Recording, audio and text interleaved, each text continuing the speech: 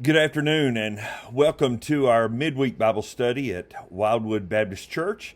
I apologize for it being on Thursday this week rather than Wednesday, but I had a number of things yesterday that took a lot more time than I thought they would. And tonight I want to look at a little something that we just alluded to in our Sunday service last Sunday when I mentioned that the problems of mankind are just cyclical, that they are the same problems that keep happening over and over and over again.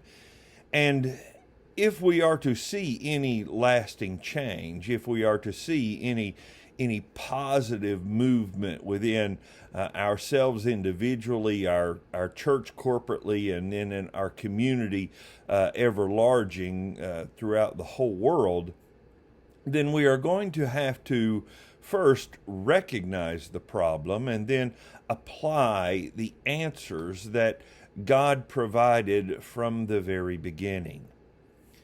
And as I mentioned Sunday morning, the very first recorded story for us after Adam and Eve's expulsion from the presence of God in the Garden of Eden was a fratricide, where Cain killed his brother Abel. That story is recorded for us in Genesis chapter 4, and I want to read verses 1 through 9. Now Adam knew his wife, Eve. Adam knew Eve, his wife, and she conceived and bore Cain, saying, I have gotten a man with the help of the Lord. And again she bore his brother Abel. Now Abel was a keeper of sheep, and Cain a worker of the ground.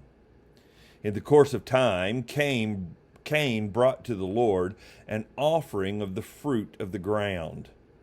And Abel also brought of the firstborn of his flock and their fat portions. And the Lord had regard for Abel and his offering. But as for Cain and his offering, he had no regard. So Cain was very angry, and his face fell.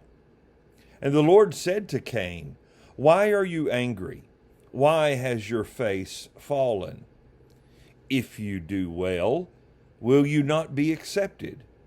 And if you do not do well, sin is crouching at the door. Its desire is contrary to you, but you must rule over it.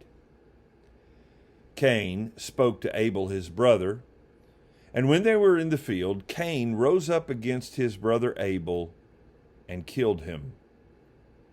And then the Lord said to Cain, Where is Abel your brother? And Cain responded, I do not know. Am I my brother's keeper?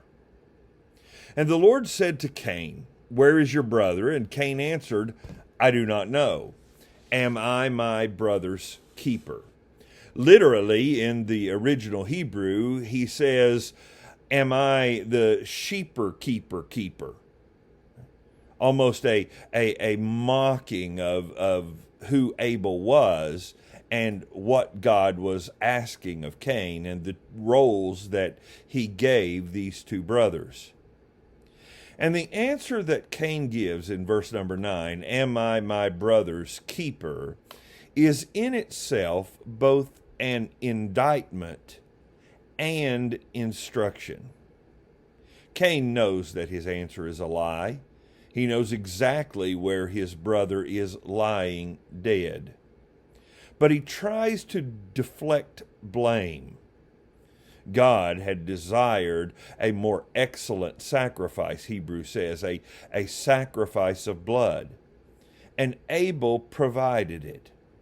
And Cain brought his offering of the fruit of the ground, and God did not offer it.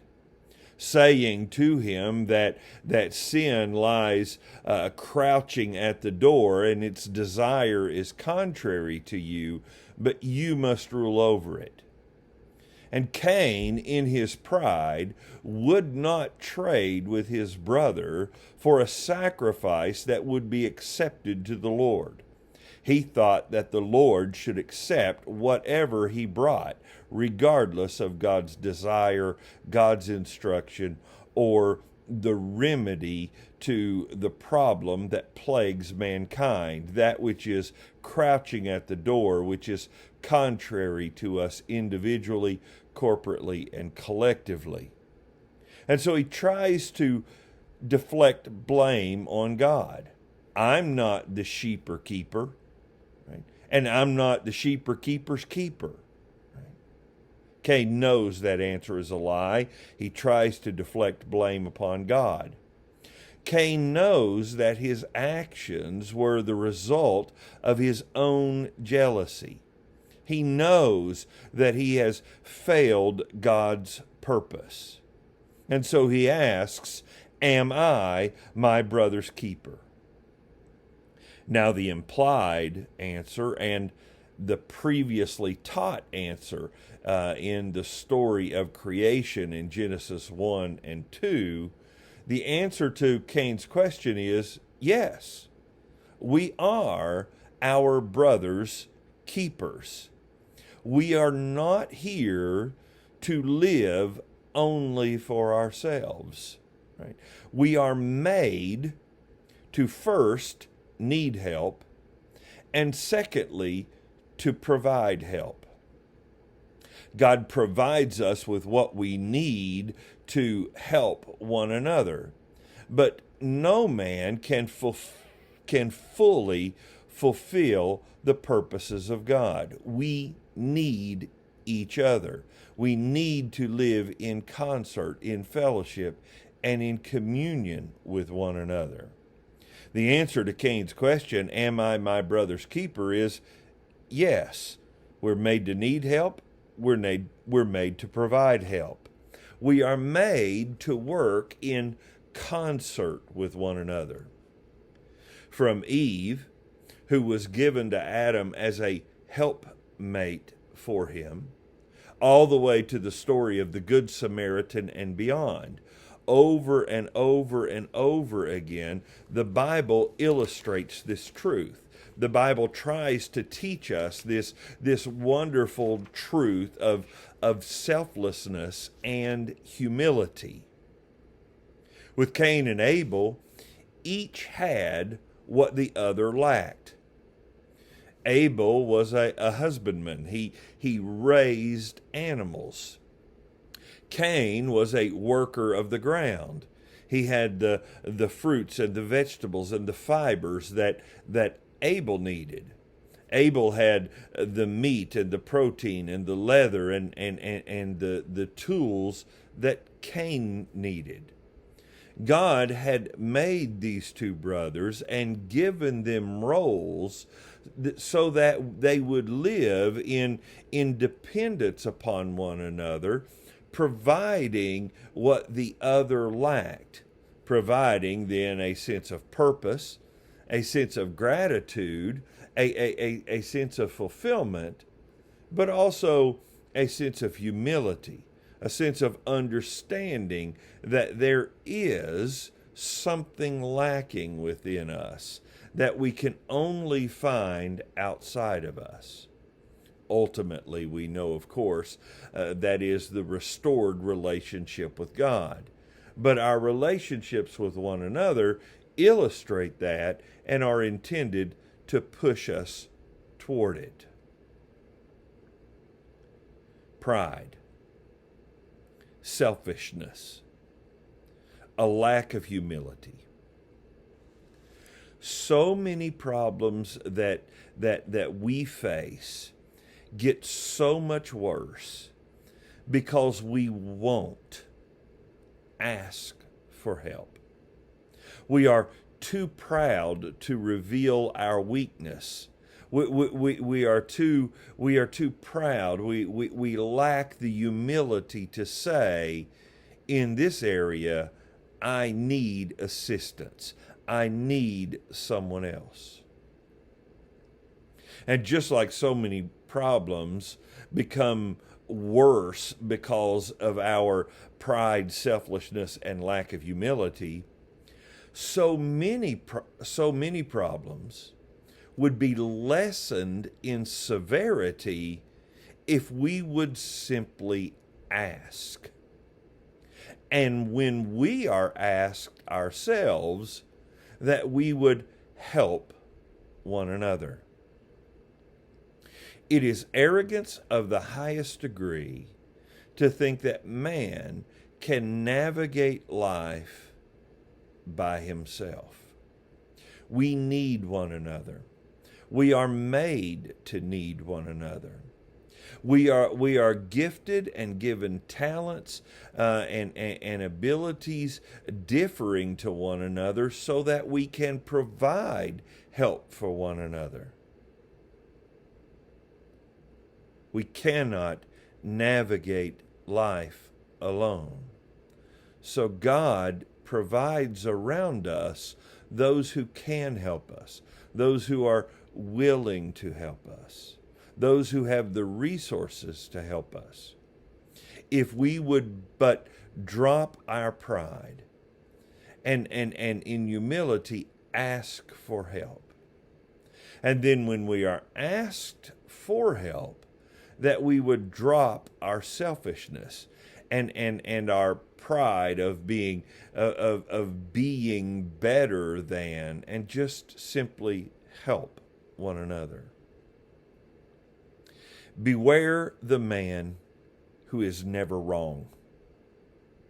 Beware the man who digs in whenever his opinion, whenever he is confronted with his own error, or simply dismisses a problem when people disagree with him. Beware the man who is never wrong, who digs in, deflects, or dismisses. And beware becoming that man or woman or teenager or child. And then remember this: blessed is the man who has a brother to lean upon, and happy is the brother who helps carry another's burdens. Let us remember this lesson. There's so much more meat left on the bone there. But I want us to learn, to adopt, and to apply this lesson. Don't be the man who never needs help and who never helps. Right? But be blessed by being the person who has a brother to lean upon, or who is the brother upon which another might lean. We are made to need one another. We are gifted by God to provide that help. Let us be who God would have us to be, and to use what God has given us to use. If we don't, our problems will only get worse and worse. If we do, we will find our problems lessen and grow weaker and weaker with our communion with one another and our lovingly providing what God has provided us for another's needs. Am I my brother's keeper? Absolutely I am.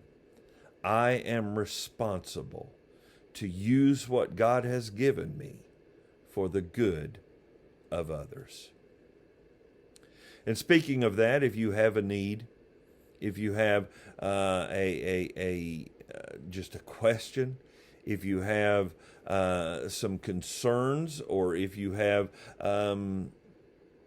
questions about who God is and what His role is in our lives and what our response is to Him, I pray that you would contact us at Wildwood Baptist Church. I would be happy to give my time. And if we have the resources or the people to help you, if I am unable, I am sure that they would be willing to help as well. I thank you for your time. I thank you for listening. And I pray more than anything that we would be brothers and sisters to one another, keeping one another, so that life, as God intended it, might work. For the people of Wildwood Baptist Church, I want you to remember that we are back to worshiping on campus. We are keeping social distance. We have masks available for those who want them. We are keeping our distance in the sanctuary and have a couple other remote places in other large rooms here on the campus, so that we can keep our distance from one another, but yet fellowship with one another in a corporate way, lift our voices in praise to God. I also want to remind you that this Sunday morning, along with our worship services, we will also have a short business meeting about buying a camera so that we might continue to provide these multimedia platform devotions and Sunday services, as well as buying the licensure that we need to have the whole of our service, including the music, archived and made available to people on Facebook or Vimeo or YouTube or on our website. We will have love for one another, and I pray that it only grows stronger as we continue to grow in the grace and knowledge of our Lord Jesus Christ. Have a good day.